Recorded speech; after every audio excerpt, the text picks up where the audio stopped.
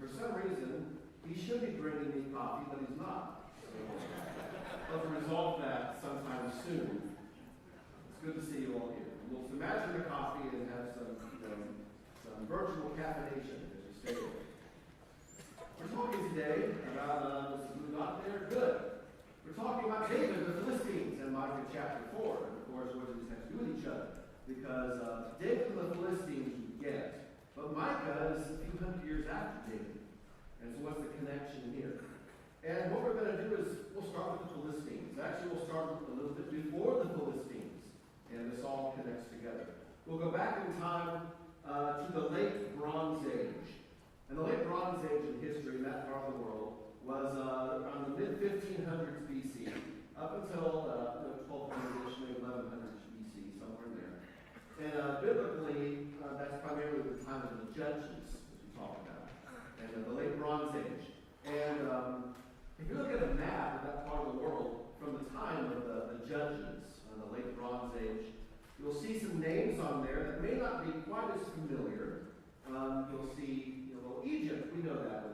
They have the 19th dynasty and what we call the New Kingdom of Pharaohs in the period there. But we see names up there like Mitanni, and we see Hatti, and maybe we know enough to put things together. Hatti, that's the Hittites, and that's correct, up there in central Turkey. If we zoom in some more, we'll see some other names that we may not recognize. If we're used to the maps from like the Kingdom of Israel and later, we don't recognize like that one right there, which is, oh goodness, I didn't put this out there. Let's turn around. Okay. Yeshua. See, I still don't know what it is. Yeshua. And you see some other names up there that are not typical ones that just flow off the tongue.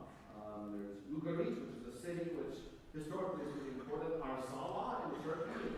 Maybe you see it in Asia in that later on perhaps. But these names, Luca, and that's names that are not just what we're used to seeing. And why don't we see those names more often in the Bible or in history? Because some very big things happen. Maybe we're familiar with our school days of the Minoan civilization on the island of Crete, one of the Greek islands. The Minoans, and if you've ever been there, maybe you've seen the palace at Knossos. They're a very prosperous society. They disappeared, and some have speculated natural disasters or tidal waves, maybe coupled with invasion from the Mycenaean Greeks in mainland Greece. They were very prosperous and artistic. If you look at the leftovers of their civilization, they're what we might call high culture. You know what that is? It's a boxing match.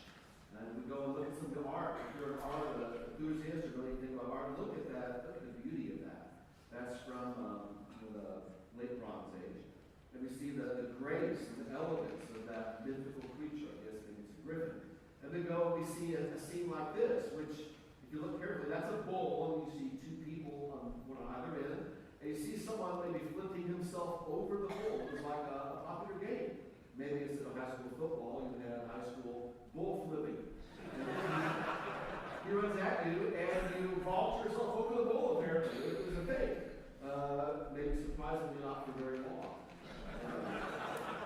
But the culture had a lot of achievements, and if you look at an artistic reproduction of the great palace at Knossos, it looks maybe something like a modern shopping center or something like that. Very impressive, multi-level. And there's debate over was it just a palace, was maybe more of a community center. Very impressive architecture, very impressive. A lot of things very impressive about the Minoans. And they're at the same time period. But then we get to what we call the late Bronze collapse. And that is as dramatic as it may sound. In fact, the real thing, the title of the late Bronze Age collapse may not be understating. Around 1200 BC, roughly, is when this began to happen. And we start seeing civilizations all there due to a number of factors in what we can put together. Invasions, climate change, Olympic crop failures, and heavy migration and migration with weapons, trying to find a new homeland, for example. All sorts of things, a volcanic eruption, maybe it played a part of that along the way. But it resulted in a massive collapse of all of this map, basically, in the ancient Near East. And so, basically, just to summarize it, every major nation in just a very short time period either collapsed and disappeared or was permanently weakened.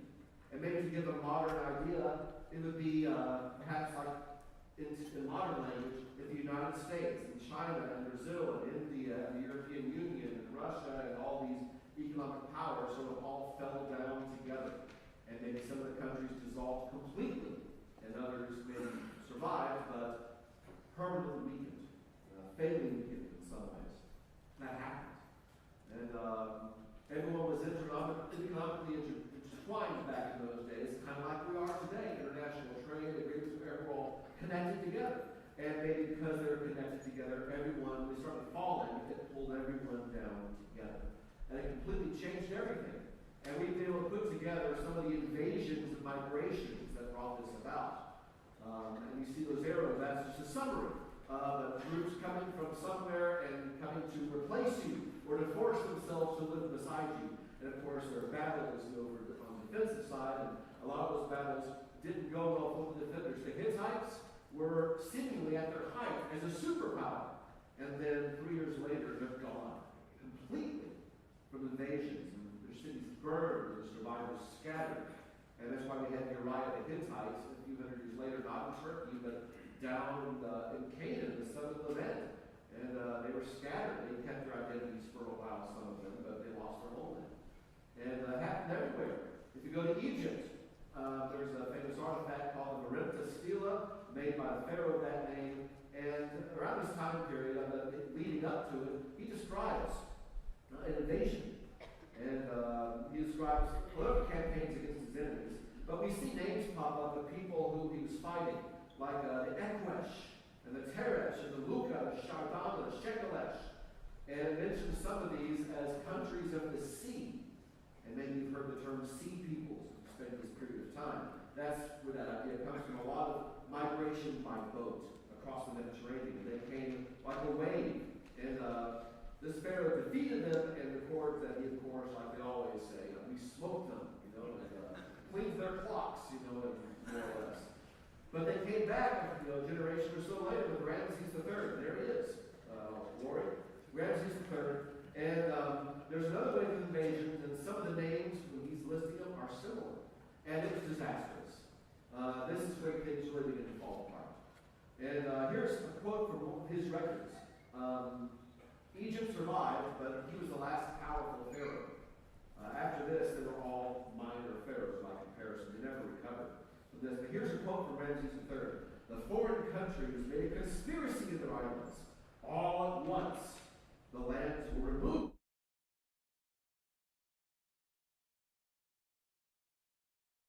From the Hittites, he named several different places there, all being cut off at one time. It is in just a very few years a collapse of everything. And maybe it sounds like something out of a movie, but this was real life. Interestingly, the Bible hints at some of this. Not specifically per se, but if you compare the collapse, look at the time of Abraham in Canaan. When Abraham and Isaac are walking around, basically, just reading in the text, generally at peace. There's diplomacy. There are kings, each reigning over their respective areas. City-state kings, the highways seem to be pretty safe on the whole. And violence is pretty rare. There's one invasion in Genesis chapter 14 from outside Canaan when Lot was captured. But other than that, things seem pretty stable. And the archaeology shows a lot of big architecture. And you have money to invest in your buildings and not in your armies, not being burned up in a war. If you go to the time of the judges, though, the late bronze, how about the time of the judges? It's a very different picture, isn't it? If we're familiar with that, we have invasions, and we have bandits on the road, and we have raiders coming in from outside, and no one seems able to stop them. Who's policing the highways? What great power is there to sort of keep the peace? And the answer is there's not one. They've all been fatally weakened or destroyed. And so we have so many references to enemies just popping up everywhere, and it's almost like the Wild West. It's lawless. And the period of the Judges just looks different than the period of Abraham. And that reflects the chaos of the late bronze collapse. From that, things begin to reform into smaller kingdoms like the Israelites and others. But we're not getting into all that right now. Another quote from Ramses III. He describes one particular battle up in what we call Syria, but back then it was called Amura, near Ugarit, different names. He says a camp was set up, these invaders, a camp from them was set up in Amura. They desolated its people. Its land was like that which has never come into being. They were coming forward towards Egypt. The flame was prepared before them. We can see the movement, the destructive movement coming down to Egypt from there. And there's a huge battle. And he shows scenes. He defeated the invaders, and there's a sketch of his record in the Temple of Karnak, Ramses III. He mentions some names here again. You see a naval battle. You see the boats in there somewhere with all the chaos. Their confederation, these invaders, it's a coalition of peoples. See if you recognize any of these names: the Peliset, the Cheker, the Shekelesh, the Danuna, the Weshesh. Right? How many of these just roll off the tongue? But lands united. All these different people came together and they attacked Egypt. They laid their hands upon the lands as far as the circuit of the earth. They're attacking everywhere. Their hearts confident and trusting. And Ramses, of course, Ramses III says, well, I defeated them, and because I'm great and the gods of Egypt, blessed me and all that stuff. But these people, historians have tried to put together where some of these peoples have come from, and we think we figured out some of them from various sources. The Peliset, we have some reason to think maybe they came from Crete. The Minoans collapsed, but we never actually know what the Minoans called themselves. The Minoans are named for one of their kings, Minos. But there's a period of when they collapsed, and then this later, as a couple centuries go by, what happened on Crete? And maybe the Peliset were people who came from the leftovers of that civilization, perhaps. The Shekelesh, there's some people think maybe they're from Sicily. Maybe take Sicily and make a hard C. Sicily and Shekelesh, the consonants sometimes can connect things for us. And go to Sardana, maybe that sounds a little like Sardinia, the islands over there, near between Italy and France, one of those islands. And the Equesh, some speculate maybe where they're the mainland Greece, the Mycenaeans we call them. And we have some question marks by all these, but across the Mediterranean, if they're right or close to right, we have all these different groups leaving their homelands around the same time for probably they're being replaced by invaders. Their crops have failed. They're trying to find, they all come in, and they're terrifyingly effective. And we look at Ramses' drawings close up, and you can see some of the battle and the casualties, and you see a line of prisoners at the bottom. And we zoom in, and we see some of the prisoners depicted with these feathered headdresses, and they're being herded together because the Egyptians won the battle. But with the collapse of everything economic, all the trade gone. Who are you going to trade with when the Hittites are no more, and the Arzawi and the Mitanni and all these others? Everything. There's a Great Depression, but through violence. I want to look at one of those invaders' names and see if you recognize it. The Peliset. They seem to be mentioned in the Bible. If we start changing, if we take the consonants, keep them with maybe minor modifications, and tweak the vowels, which are just open sounds to connect the consonants, it doesn't take much to come up with the word Philistine. And that word seems to be where it comes from. We can even look today, the modern Philistines, the Palestinians. See the Israelis and the Palestinians today? It's just the Israelites and the Philistines, back then. But the Peliset seem to have given their name to the people we know as the Philistines. How'd that happen? Well, in short, what we think likely happened, there's still some debate on these things, but when Egypt was invaded by these coalitions of people, Ramses defeated them and then apparently decided to resettle them or allow them to resettle in southwestern Canaan. And so that's the land of the Philistines.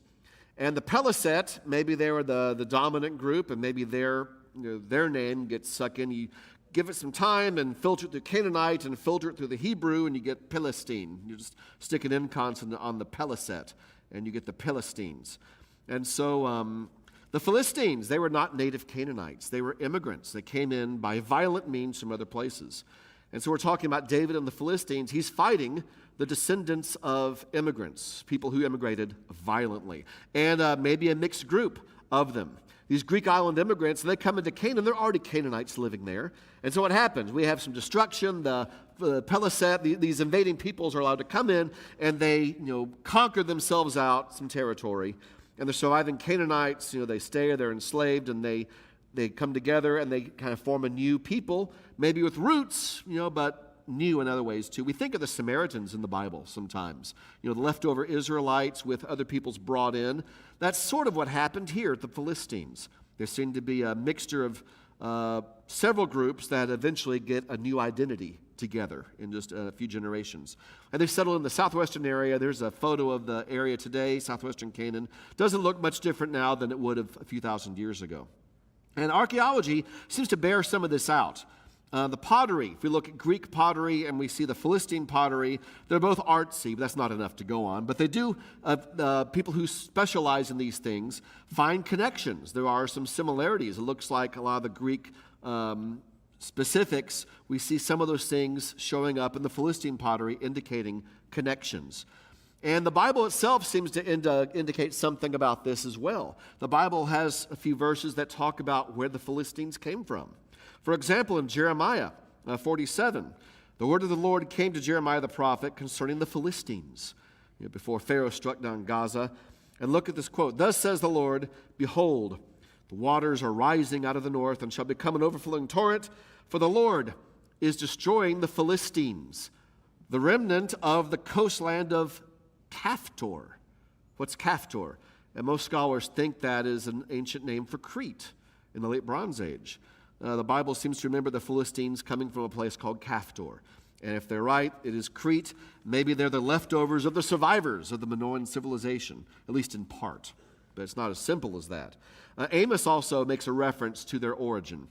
Can you see that? Oh dear. Well, that slide didn't go well at all, did it? Amos 9, verse 8. Look it up on your phones, make a note. Amos 9, verse 8. Here's the quote. Did I not bring up Israel from the land of Egypt, and the Philistines from Caphtor? Again, the Philistines brought up to where they are from this place called Caphtor, and very likely Crete, perhaps. But there are some other references in the Bible that indicate foreign origins for the Philistines. If you go to that famous story in 1 Samuel 17, David and Goliath, it's unique in several ways, but one of the unique features about it, we have a very detailed description of Goliath's infantry kit. His armor, his weaponry. We don't get that normally in the Bible. For some reason, 1 Samuel 17 gives us a very detailed list of what Goliath brought to the battlefield. And look at it. A helmet of bronze, a coat of mail, very heavy, and bronze armor on the legs. We call them greaves. A javelin of the bronze over his shoulders. And if you look at the description, not again. Well, that background, I'm not using that in any more lectures. That's just the same quote we just saw, the description of his armor. There's a picture of it. If you look at the description of Goliath's armor, that's Greek armor. That's what the ancient Greek warriors would wear. Bronze armor, helmet, breastplate, greaves on the legs, and the weaponry. It goes on to describe his main weapon, which is not the javelin, but we know he had a sword also. But look at the bottom paragraph. It talks about this long spear, the shaft of which was like a weaver's beam. See, there's not even a Hebrew word for this weapon. It's so unusual. They don't know it in Canaan. So they just describe it with words they already have, like a weaver's beam. And its spearhead weighs like 15 pounds. Now, do you throw this spear? What happens if you try to throw a long spear with 15 pounds front-loaded? It just goes down. This spear is not for throwing. It's for reaching out and touching someone. It is. It's a thrusting spear. And that is Greek weaponry. The primary weapon of ancient Greek soldiers was this long spear. And you stab people from a distance. Your sword is your secondary weapon if you get past the long spear. And Goliath is armored and armed like a Greek warrior. It's right there in the text. And it's so unusual for the Israelites, they want to give us a full description of it. And look what happens in the battle. We haven't seen this before. Goliath's challenge. Choose a man from each side. Choose a champion to fight me. And the winner takes all. That's straight out of the Iliad, the Greek epic about the Trojan War. Achilles and Hector. And for example, in other one-on-one contest, that's Greek-style warfare. And maybe you can understand more why the Israelites are kind of freaked out. It's not just because of Goliath, but this style of fighting. It's not the Canaanite way of war. One champion from each side. They've never seen it before. And there's just everything about this battle seems to be unnerving for the Israelites. Of course, David cuts through all that with his faith, and it's a great story. But the David and Goliath story just has all these little seeds or hints in there of the Philistines' Greek origins, from the Greek islands, probably. And so if we're looking past the usual things, we notice at the smaller things, we see that the Bible supports a lot of this connection we get from history and from archaeology. Well, there's something else. There are more indications in the Bible. The Philistines. It's not just the Peliset, apparently. There's a story right before David becomes king. He comes back from almost having to fight the Philistines against King Saul when David has asylum with the Philistines. And he's coming back home, and their home, Ziklag, has been burned and destroyed, and their families are missing. And they go chasing them. They find a guy left behind by the enemies, and he's from Egypt, and he belongs to an Amalekite left behind to die. And look at the second paragraph here, which I should put it up there. The guy is saying what happened, this poor guy they found. He says, "We made a raid against the Negev of the Kerethites, and against that which belongs to Judah, and against the Negev of Caleb, and we burned Ziklag." So the Amalekites have been attacking, and it mentions Judah. It mentions these people called the Kerethites, and let's not call them Cherethites. That's very North American English. We're going ancient language. Kerethites, like the hard CH, like the Greek style. But who are these Kerethites? Who are these people? We don't recall seeing much about them before. They're referred to several times in the Hebrew Bible. In Ezekiel 25, look at this passage and see if we can put together who they're associated with. "Thus says the Lord God, because the Philistines acted revengefully and took vengeance with malice of soul to destroy never-ending enmity, therefore, thus says the Lord God, I'll stretch out my hand against the Philistines, and I will cut off the Kerethites and destroy the rest of the seacoast." So they're associated apparently with the Philistines in some way. And we look in Zephaniah, and we see another reference in chapter 2. "Woe to you, inhabitants of the seacoast, you nation of the Kerethites. The word of the Lord is against you, O Canaan, land of the Philistines. I'll destroy you until no inhabitant is left." So these Kerethites, they appear to be maybe another name for the Philistines, or maybe some kind of a subgroup. And the Israelites had tribes, didn't they? And sometimes those tribal identities, especially earlier on, were stronger than the national identity. It seems the Philistines have some kind of subgroup identities as well. Maybe, mixtures of peoples. It's not just, if it's the Peliset, there are other people too. These Kerethites, who are they? We don't really know much about their origin, but they're associated with the Philistines at the very least. But they pop up in other places. Let's go to when David is now king, and he's fleeing Jerusalem because Absalom is coming. And it's 2 Samuel 15, starting in verse 18. It says, "David's evacuating Jerusalem, and all David's servants passed by him. All the Kerethites, they're in Jerusalem with David, and all the Pelethites." Does that name sound familiar? Pelethites. Change the TH to an S, and what do you have? Peliset, the Pelethites. And all the 600 Gittites who'd followed him from where? From Gath. That's Goliath's hometown. Where are all these? They're David's servants now. All these Philistine people, subgroups, including people from Gath, with David, and they're evacuating Jerusalem with David. When did that happen? I thought David was king of Israel. Look at all these apparently hundreds of Philistine peoples in Jerusalem with David while he's king. So we see from these other passages and texts that the Philistines seem to have been really, at least at their origin, a mixture of nations represented. A mixture of locations that arrived together.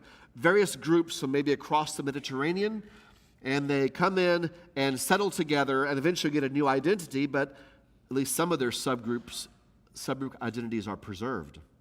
And we see them in the Bible. But let's continue that passage about those people evacuating with David, because that's important. That gets us to where we're focusing. Our theme is the minor prophets this year, Micah 4, right? Micah is a minor prophet. Let's continue. Let's pick up the 600 Gittites who'd followed him from Gath. Then there's a conversation. The king, David, says to Ittai the Gittite, "Why do you also go with us? Go back and stay with the king. You're a foreigner. You're an exile from your home." But Ittai answered the king, "As Yahweh lives." Who's Yahweh? That's the God of Israel. We have a Gittite, a Philistine, with David in Jerusalem in the time of Absalom's rebellion, acknowledging the God of Israel. And the Philistines are David's most famous enemy, aren't they? And yet we look and see that that's only part of the story. Later on, if we read the rest of this, Ittai says, "I'm not leaving you." Let's finish his quote. "As Yahweh lives, as the Lord lives, and as my Lord the King lives, wherever my Lord the King will be, whether for death or life, there also will your servant be." This Gittite, Ittai and all the 600 with him and all the Kerethites and the Pelethites evacuating together, they're more loyal to David than most of the Israelites are. Isn't that interesting? The Philistines are the enemies of David, and yet we see a change in the dynamic, at least with some population of the Philistines. David still fought wars against them as king, and after David dies, they have other wars occasionally, but a lot of Philistines apparently came over with David when David became king in Jerusalem. And so we see here acknowledging the God of Israel. And when most of Israel is abandoning David and running off to Absalom, or maybe trying not to take a side, we see that these Philistines are among the most loyal to the house of David. Not always enemies. Sometimes things can certainly change, can't they? Well, let's look at the rest of that story. If we look at the final battle that they fought against Absalom's rebellion, the army went out, and 1/3 under Joab's command. Joab is David's nephew. And another third under the command of Abishai. That's another nephew of David. So 2/3 of David's army is commanded by relatives. Not surprising in a tribal society. Tribes are still very important in David's time. But look at the last third. Under the command of who? Ittai the Gittite, a Philistine, commanding 1/3 of David's army against Absalom. What a turn of events. And it's right there in the Bible. And so one more story about the Philistines before we bring it home.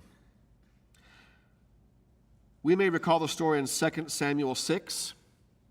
Before Absalom's rebellion, David is transporting the Ark of the Covenant to Jerusalem. And he puts it on a cart, and oxen are pulling it, and the oxen stumble, and what happened? A guy named Uzzah reached up to stabilize the ark, and he touches the ark, and he dies, right? And what happened next?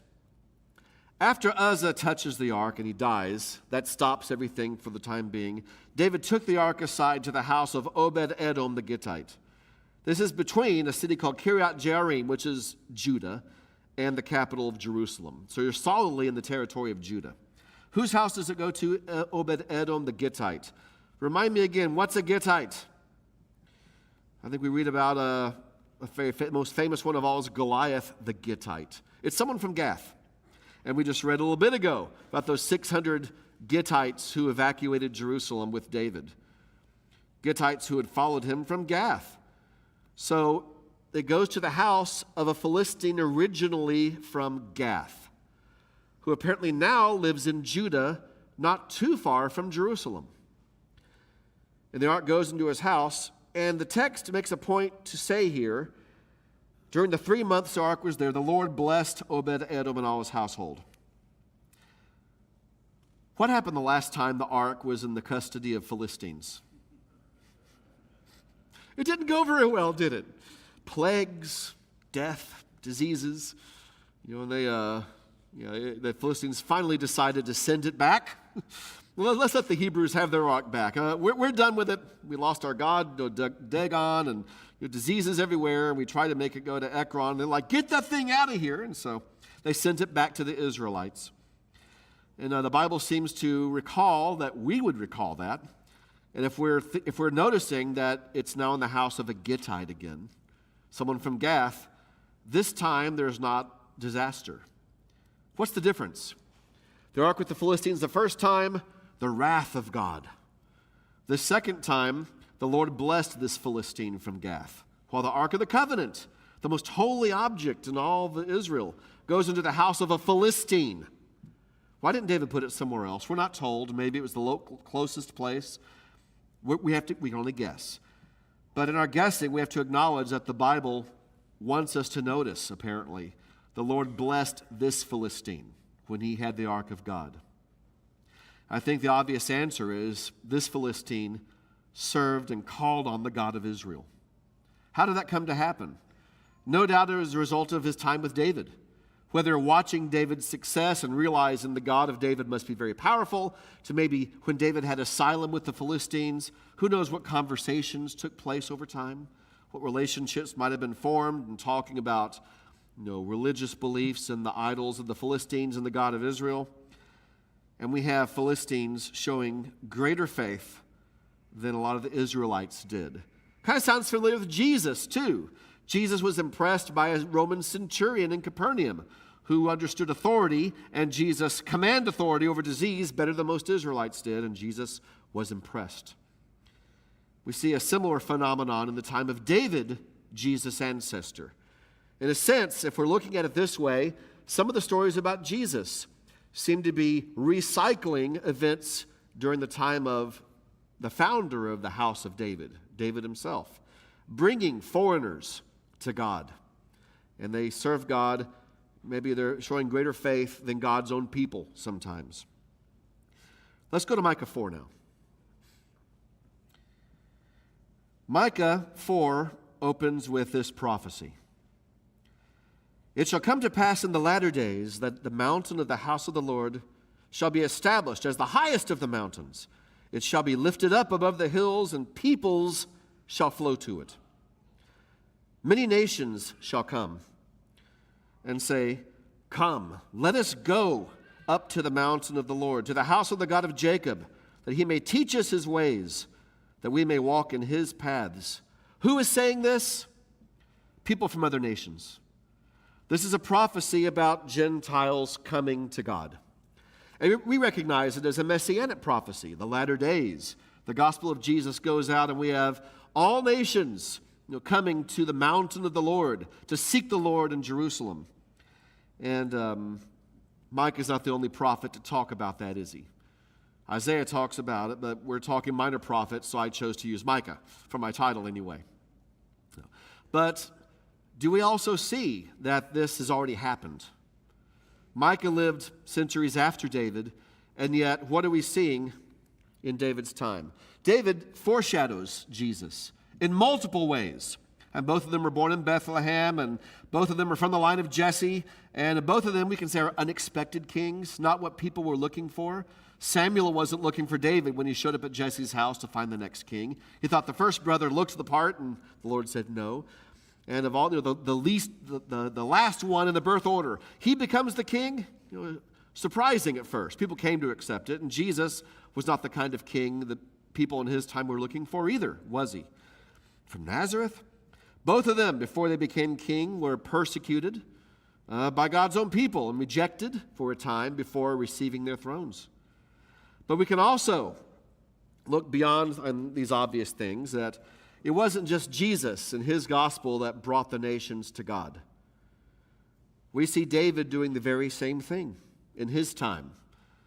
If we look at the Philistines as representing multiple nations, and apparently their origin is from multiple places. And we see Jesus' ancestor David bringing them in some significant numbers and some key times to God. And let's note, they're going to God's house in Jerusalem. And that's where we see the conversation with Ittai the Gittite. As the Lord lives, as Yahweh lives, and as my Lord the King lives, wherever you go, I will go. Your people will be my people, your God, my God. It's kind of a Ruth moment there, isn't it? From someone from Goliath's hometown who clearly changed his positions and the God to whom he looked for. David's a type of Christ, and Micah speaks of something David had already done. And that's one of the beautiful things about reading the Old Testament, the Hebrew Bible. So many Christians tend to minimize it, neglect it. One time, decades ago, I had one Christian comment to me. He thought in my Bible classes we should spend 1/4 of our time on the Old Testament and 3/4 on the New Testament. It's a random ratio, but and yet what did the early Christians use to teach about Jesus? They used the Hebrew Bible. Look in the book of Acts, look through the epistles before the New Testament was written and circulated in full. And they're using all the prophets and the Psalms and Deuteronomy and so forth and Exodus to teach the gospel. And so it reminds us of the value of the Old Testament. We often look at Samuel and Chronicles as history, right? But when we're looking in the right places in the right ways, we can see the threads of the plan of redemption woven into the fabric of these history books. And they teach us even then about Jesus. In this case, through his ancestor David, a shadow, a type of Jesus who is yet to come. Well, thank you for your kind attention, and it's time for a break, and get your coffee and enjoy the next lecture coming up soon. Thank you.